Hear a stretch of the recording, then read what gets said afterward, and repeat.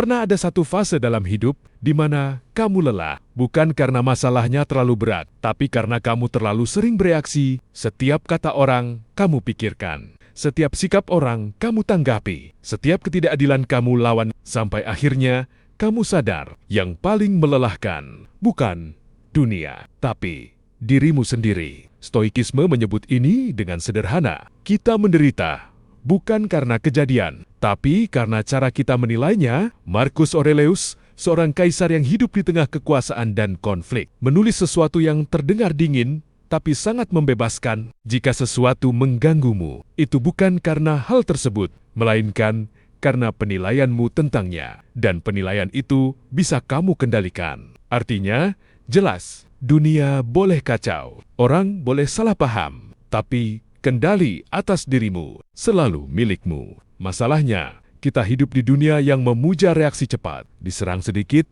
balas. Dikritik sedikit, jelaskan. Diremehkan sedikit, buktikan. Tanpa sadar, hidup kita habis untuk menjawab hal-hal yang sebenarnya tidak penting. Orang Stoik memilih jalan berbeda. Mereka bertanya satu hal sebelum bereaksi. Apakah ini layak menghabiskan energiku? Jika tidak, mereka diam. Bukan karena kalah, tapi karena bijak. Diam dalam Stoikisme bukan sikap pasif. Diam adalah bentuk kendali tertinggi. Karena siapapun bisa marah, siapapun bisa tersinggung. Tapi hanya orang kuat yang bisa menahan diri. Saat egonya ingin bereaksi, Epictetus berkata, tidak ada yang bisa menyakitimu tanpa persetujuanmu, dan kebanyakan luka kita datang karena kita memberi izin. Perhatikan ini baik-baik. Orang yang suka memancing emosimu akan kehilangan kuasa. Saat kamu berhenti bereaksi,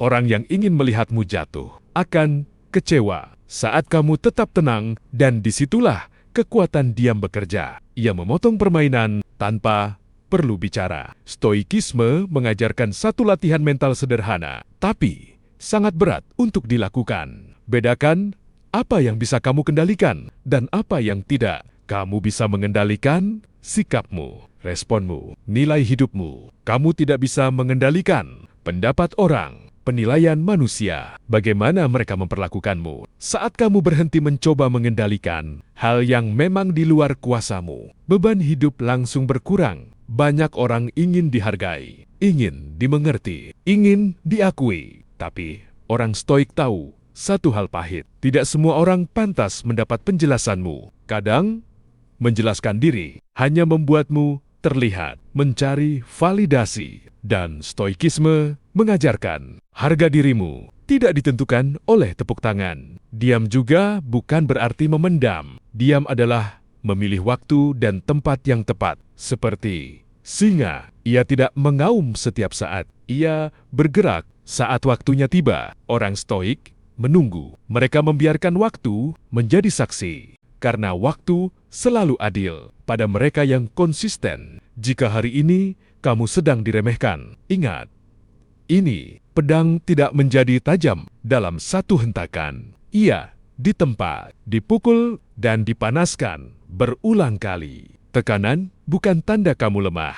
Tekanan adalah bukti kamu sedang dibentuk. Ada fase dalam hidup di mana kamu harus berhenti membuktikan dan mulai membangun. Berhenti berdebat, berhenti menjelaskan, berhenti bereaksi. Fokus pada hal yang nyata, meningkatkan diri, memperkuat mental, menjaga karakter. Hasil tidak pernah berisik. Ia datang pelan, tapi mematikan. Dan ini ironi hidup yang jarang dibicarakan. Saat kamu tidak lagi mengejar pengakuan, pengakuan datang sendiri. Saat kamu tidak lagi sibuk membela diri, hidup justru mulai membelamu. Bukan karena kamu berubah, tapi karena kamu berhenti bocor energi. Stoikisme tidak menjanjikan hidup mudah.